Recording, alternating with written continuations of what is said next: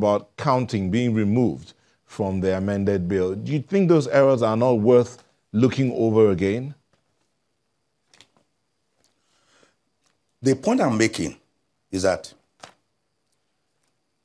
in overriding the assent of Mr. President, I am not saying the National Assembly cannot look at one or two errors or supposed errors.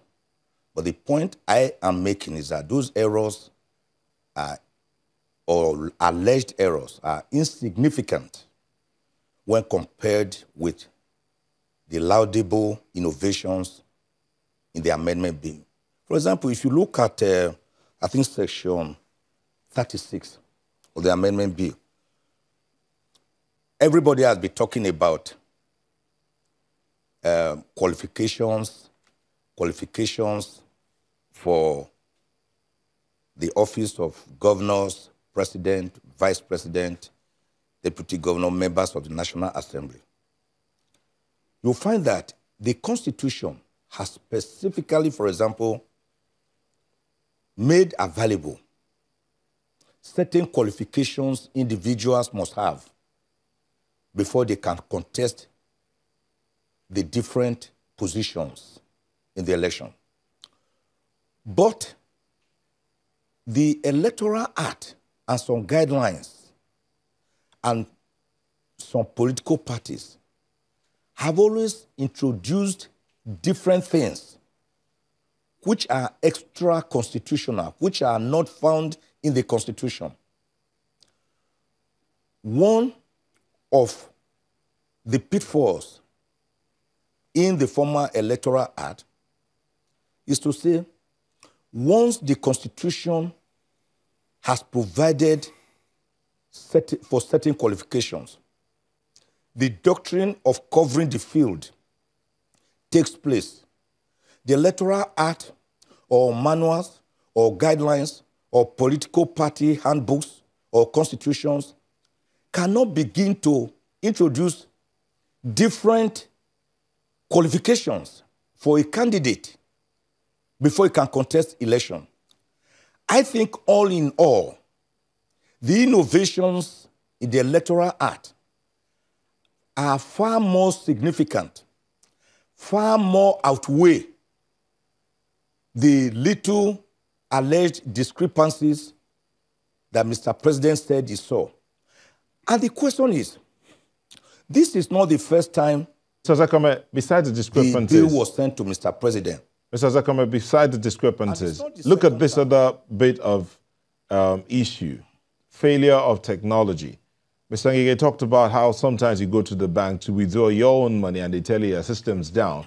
You go to the same bank, a branch of that same bank elsewhere, their system's down as well. So what happens when technology fails? If you're insisting that going by this new bill, then there's no manual procedure whatsoever. Then in such a case, we should have it in one fell swoop. We either go technological or we remove technology and go manual. Because let me tell you what has been happening. What is happening is that when it suits political parties to win, they say the technology has failed. They must now go for manual accreditation, manual everything.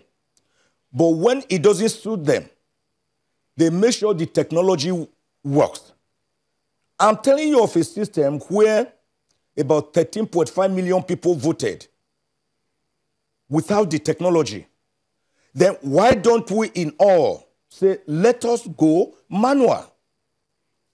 Why do we have to go hybrid, which is manipulable and is usually manipulated by the politicians in cahoot with the electoral umpire?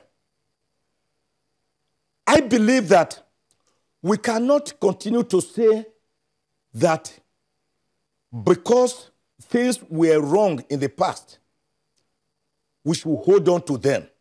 The world has moved on.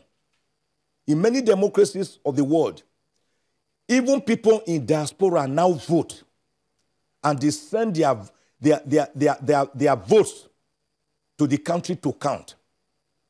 We continue to feel that we cannot do it. We can do it.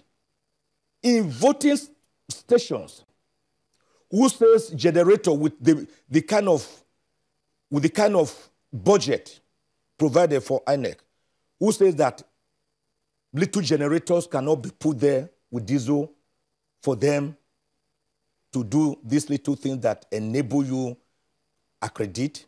After accreditation, of course, is voting. Then you transmit records. All right. I mean, the voting. Let's bring in the results. Let's bring in Mr. And Ngige it also here. allow the use of smart cards. People can now, you know.